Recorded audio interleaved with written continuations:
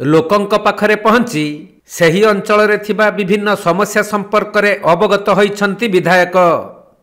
मालकानगिरी विधायक नरसिंह मडकामी मोटू एवं एमभी 79 गस्त करी विभिन्न समस्या गुड़िक उपरे लोकंक सह आलोचना करिछंती।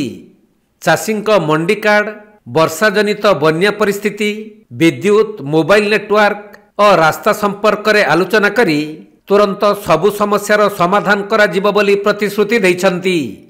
एथिसह गणमाध्यमर प्रतिनिधि माने उपस्थापित करिथिबा अभियोग उपरे यथाशीघ्र समाधान करिवे बोली प्रतिक्रिया रखिछंती। सर्वप्रथम मीडिया बंधु मान को मोर धन्यवाद।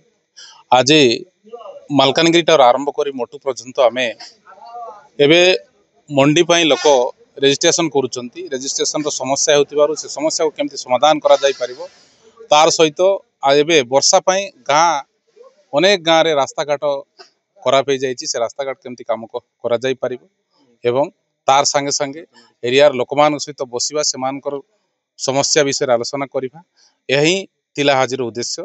एथिपई आमे समस्त गाँव रे जाई बा 79 रे बसी याकू आलोचना आज करिथिलु। देखंतु एही वर्ष करा दिने 2 कोटी टंकार टेंडर हेतिबा सत्ते जाकू टेंडर दिया हेतिला तांकर हफेला जगु काम हेई पारला नै।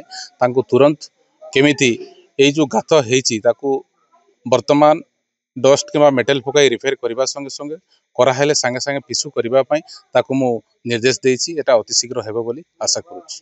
बन्या परिस्थिति उपरे किछि कहिबे? निश्चित भावे आमे मोटू अंचल को जाइतिलु, बुलिकी देखलु जदि बन्या हुए से अंचल रे बन्या पई आमे लोकमान को पाकरे टिया हेबा, लोकमान को बुझेबा, लोकमान संगरे रहिबा, बन्या एभाग रे सतर्क हेबा पई आज लोकमान संगरे आलोचना मध्ये मोटू रे आमे करिछु। सेमती परिस्थिति तो हेई नै, आसी नै, आसिले निश्चित भावे आमे सतर्क अछु, ता प्रति आमे मुकाबिला करिबु।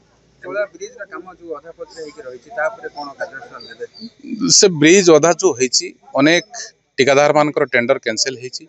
कैंसिल हेबा संगे संगे नुआ ठेकेदार मान को टेंडर दिया हबो एवं ताको कंप्लीट करिवार व्यवस्था सरकार को तरफ करा हबो।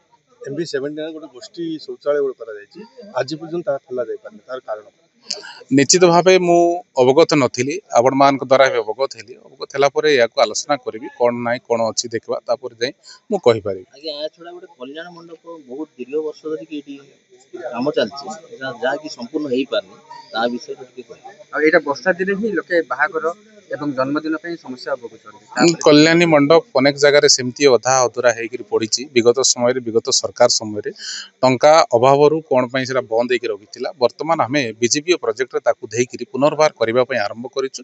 अति शीघ्र कंप्लीट हो। आगे आम जो स्वास्थ्य केन्द्र अच्छी पाखे जो रोड सब माने बहुत खराब हो जाए जहाँफल आम्बुलांस जावा बहुत कष्ट हो। डीएन के अमल जो रास्ता अच्छी से पर्यटन सरकार तरफ किसी रोड सही रास्ता प्रपोजाल ही आम आज आसीचु। रास्तार प्रपोजाल आम लिखिक नहीं जो जो रास्ता खराब होचे निश्चित भाव अति शीघ्र केमती करा जाई परिबो सेति प्रति आम जत्नवान हेचु। निश्चित भाव अवगत मध्य आज लोक कराइचंती आम से रास्ता अति शीघ्र करिवो। मालकानगिरी संतोष कुमार पंडा रिपोर्ट, कोणार्क लाइव।